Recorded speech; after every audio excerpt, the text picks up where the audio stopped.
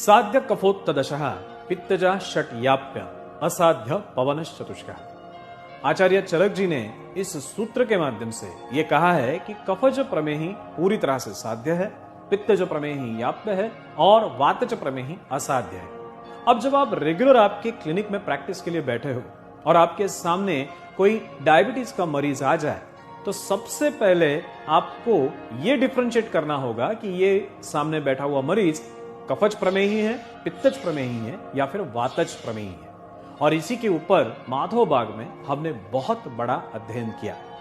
आयुर्वेदिक सूत्रों से यह कहा गया है कि अगर किसी को कफज प्रमेही, पित्तज और वातज में डिफरेंशिएट करना है तो सबसे पहले हमें उसका यूरिन एग्जामिनेशन करना होगा। मूत्र के वर्ण या फिर उसका गंध और उसकी कंसिस्टेंसी के आधार पर प्रमेहों का निदान किया जा सकता है।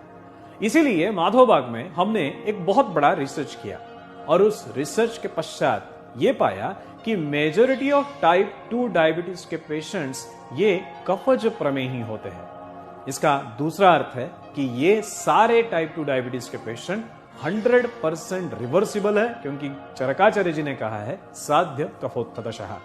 इसी सूत्र को ध्यान में रखते हुए आयुर्वेद के सारे सिद्धांतों का इस्तेमाल माधव बाग में हमने टाइप 2 डायबिटीज रिवर्सल के लिए करना शुरू किया।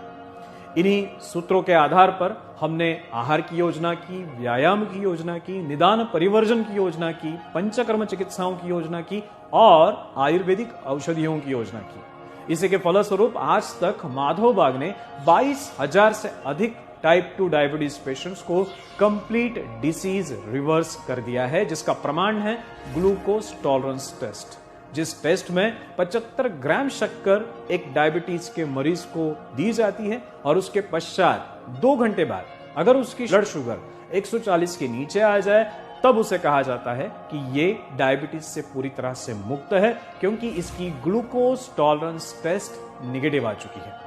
अगर आप भी बनना चाहते हैं टाइप 2 डायबिटीज रिवर्सल एक्सपर्ट तो आज ही नीचे दी हुई लिंक पर क्लिक करके खुद को इस डायबिटीज रिवर्सल कोर्स के लिए एनरोल कीजिएगा।